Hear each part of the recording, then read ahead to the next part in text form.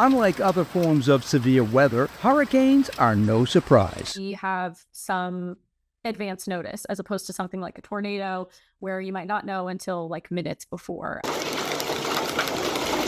Before the storm hits, preparation is the key. What should a good emergency kit actually contain, do you know?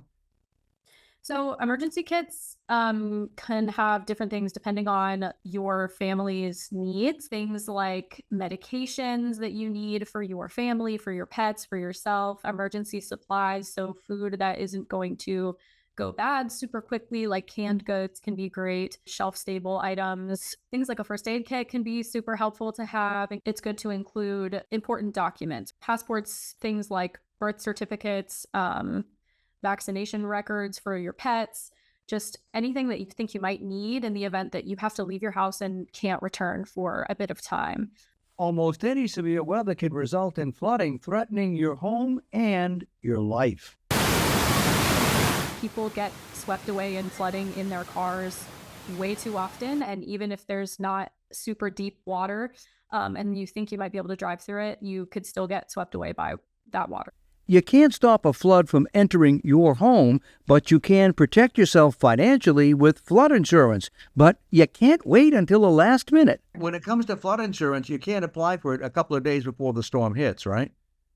Yeah, so typically with flood insurance, if it's not mandatory where you live, there's a 30-day waiting period for the policy to go into effect. Because power outages can be frequent and common during severe weather, make sure that you have a standby ready. And if you're sheltering in place, make sure that you have something to provide alternative electricity or a way to listen to the radio or the TV or something in case the power goes out, right? Yeah, so you can get radios that are battery operated, that you can hand crank, that kind of thing. Flood watch. Please listen to NOAA weather radio or go to weather.gov on the internet for more information about the following hazards. That way, in case you lose power, lose Wi-Fi, you still have access to the news in some way.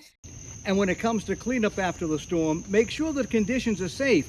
And if you're going to hire a contractor, check their recommendations to make sure they aren't a storm-chasing scammer. Working for you, I'm the consumer guy, Steve Sprazier.